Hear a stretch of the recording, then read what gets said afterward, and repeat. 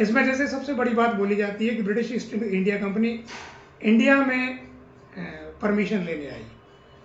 आपको सुन के ताज्जुब होगा कि जब 1602 1612 की ये बात बताई जाती है, उस वक्त एक दूसरी ईस्ट इंडिया कंपनी थी जिसको डच ईस्ट इंडिया कंपनी बोलते हैं, जिसने कि आज की डेट में शेयर मार्केट या शेयर ब्रोकिंग शेयर से हिस्सा बनाने वाली कंपनी पहली कंपनी बनी थी। वो उस वक्त बटाविया इंडोनेशिया में बहुत मेजर तरीके से व्यापार कर रही थी। वो इतना बड़ा व्यापार कर रही थी कि उसका व्यापार का टर्नओवर उस वक्त में आज की जितनी भी ब्लू चिप कंपनीज हैं उन सबको इकट्ठा कर लो तो उससे ज़्यादा था। मतलब आज की करेंसी टर्म्स में या उस वक्त की करेंसी टर्म्स में अगर आप कन्वर्ट करते हैं तो उससे ज़्यादा था।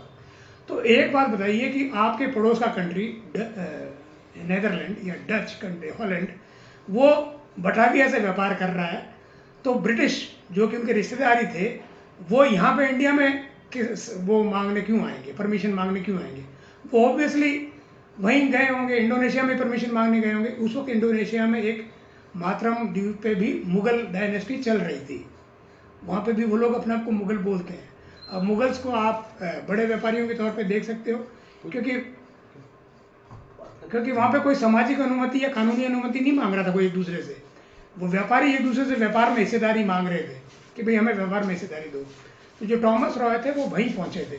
दूसरी बात, इस बात को अगर दूसरी तरीके से आप देखो तो वो ये बोलते हैं कि ब्रिटिश जो थे सूरत पहुँचे, फिर सूरत के बाद में उन्होंने सूरत से व्यापार छोड़ दिया, कलकत्ता में व्यापार शुरू कर लिया। भाई सूरत उस कोने में है, पश्चिम में है, और कलकत्ता आपके पूर्व में है, एकदम इंटायरली अपोजिट है। कैसे शुरू कर सकते हैं? ये शुरू जब हो सकता है जब वो सूरत हो, वो थाईलैंड के सूरत में पहुँचे हो।